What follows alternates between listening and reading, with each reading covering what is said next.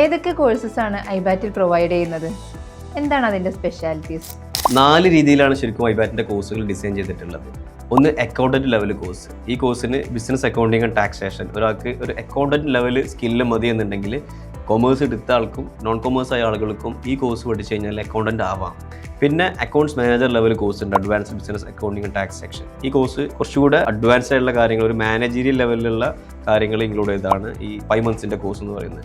പിന്നെ 6 month duration വരുന്ന അബാറ്റ് plus എന്ന് പറഞ്ഞ കോഴ്സ് ഉണ്ട്.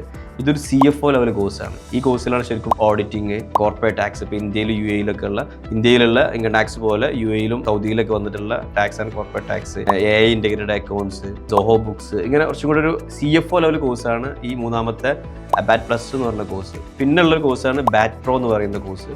ഈ കോഴ്സ് CA CMA കഴിഞ്ഞ കുട്ടികൾ 5 വർഷമായിട്ട് അക്കൗണ്ട്സിൽ വർക്ക് ചെയ്ത് ഒരു മാനേജർ ആകാൻ പോകുമ്പോൾ ഉണ്ടാവേണ്ട കുറച്ച് സ്കില്ലുകളുണ്ട്. അത് ബേസ് ചെയ്തിട്ടുള്ള ഒരു കോഴ്സാണ് ബാറ്റ് പ്രോ എന്ന് പറഞ്ഞ 2 month ഡ്യൂറേഷനുള്ള കോഴ്സ്. ഇനി ഏത് കോഴ്സ് എടുത്തു കഴിഞ്ഞാലും ഈ കോഴ്സിൻ്റെ കൂടെയൊക്കെ English training, soft skill training, communication skill training, presentation skill training, interview training എല്ലാം നമുക്ക് കുട്ടികൾക്ക് ഈ ഏത് കോഴ്സിൻ്റെ കൂടി നമ്മൾ പ്രൊവൈഡ് ചെയ്യും.